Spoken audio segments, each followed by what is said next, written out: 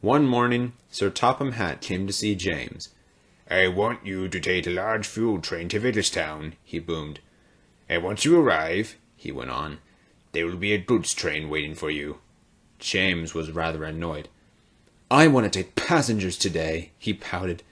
"Not a grimy fuel train to another goods train." "You want to pull my coal truss to Farquhar and then take my passengers back to Knapford?" asked Percy cheekily. "Oh, please," said James. "I wouldn't go on your branch line even if it meant I could take passengers." And he puffed away crossly. But as James puffed down the line with his fuel train, he kept thinking about Percy's bargain. Maybe it wouldn't be such a bad idea, he thought, if I could just find someone at Vickerstown who was willing to trade their passenger train. James got all excited and suddenly started racing along the track. "Easy, boy," said his driver. "No need to get fired up." But James wasn't listening, and he raced down Gordon's Hill. James soon arrived at Vickerstown. Diesel took away his fuel, and James looked around the station. He saw Hiro on the other platform, so he chuffed over to him. "What train you got there?" asked James.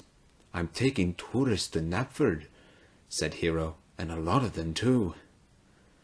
"I have to take a goods train back to Knapford," said James, "but I would rather take passengers today. What if we switch trains? I take the tourists, and you take my goods. We're both going to Knapford anyway," he added.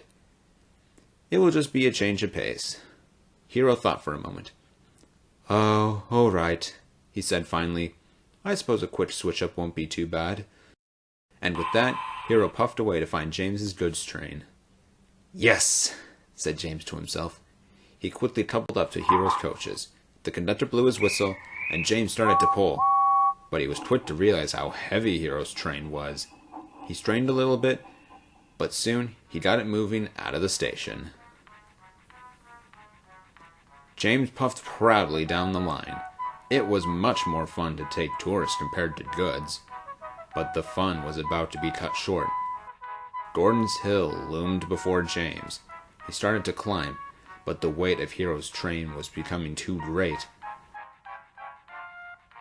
At last, he came to a standstill. "Ah, man," wheezed James exhaustedly. Suddenly, he heard a familiar whistle. Hiro came around the bend and started climbing the hill.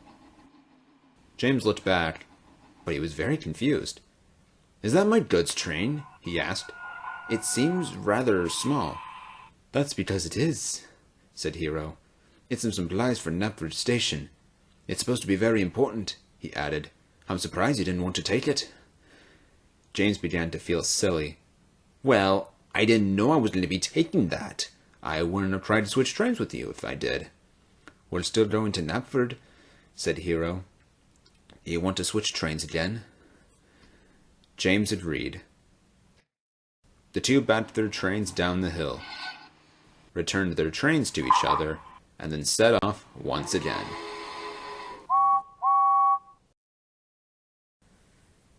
Eventually, James and Hiro arrived at Knapford side by side. Sir Topham Hatt was waiting. "Right on time," he said, despite James's switcheroo. James was surprised. "How did you... James, did you really think you could swap trains without me knowing? I'm the controller. The yard managers let me know of these sort of things." James gulped. "But no harm done, I suppose," finished Sir Topham Hatt. "Both trains are here, and you've both proven yourself as useful as ever." "Thank you, sir," said Hiro and James. And with that, the two returned to work.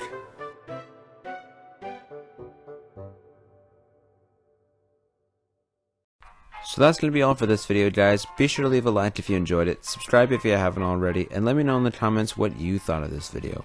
But that's all for now, guys. This is the Blue OJ Leader, and I'll see you later.